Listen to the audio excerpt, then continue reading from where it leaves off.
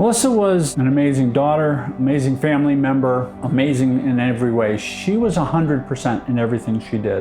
When she was born, I knew she was going to be a teacher. She was about 5 years old, and she would set up her stuffed animals and dolls, and she would pull books out and read to them, show them the photos. She loved the kids. She was so passionate about what she did, and you could tell she always took her work home. She was never done. She was always wanting to help every kid in every way she could. She spent a lot of time in really bad schools and schools in really bad areas.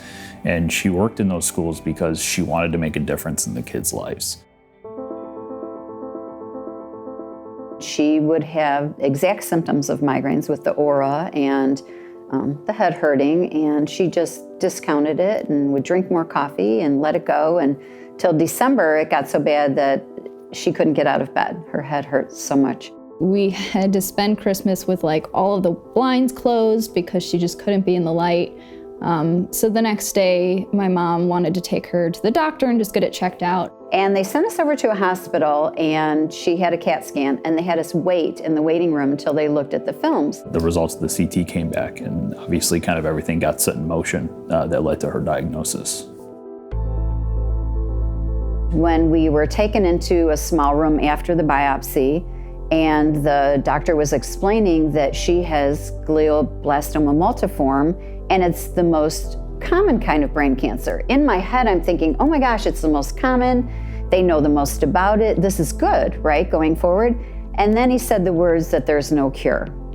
And it's just, you can't even wrap your head around that as a mom. It's really hard to do any experimental cancer therapy for a GBM. So even finding someone to do surgery and remove as much of the tumor as that they could was really lucky for us, because it gave her a couple of weeks where she was almost normal. But then once the radiation and the chemo started, she started getting sick again, very, very quickly deteriorated, and ended up passing away at that 50-day mark.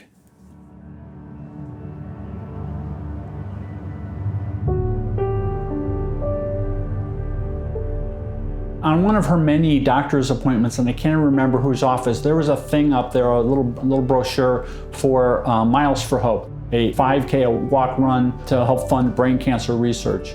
And she said, I want to do that. So we formed the first team, Melissa. We did the UCF race for brain cancer, and that was, just a week before she passed. And then after Melissa became an angel, they stopped doing the race in Central Florida for brain cancer research to raise funds. So we said, we're going to live Melissa's dream. We formed a non-for-profit company. We got 501c3 status, and we decided we were going to do our own 5K. We are not a running family. Until Miles for Hope, I don't think any of us had been to a 5K. We reached out to a bunch of people, including the brand new head of neuro-oncology at Florida Hospital. So we formed this partnership where we were going to do everything we could to raise the funds. He was going to do everything he could to get critical research here.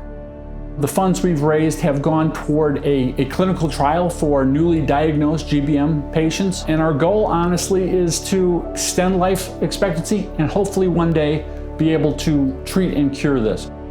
So it feels really good to give back and do something in Melissa's name to honor her, but remember how she lived her life and did for others. So we want to do that as well in her name. We want to do for others. I'm Jeff Vosburg, and I'm a father. A sister. A brother. A mother. And we're cancer fighters.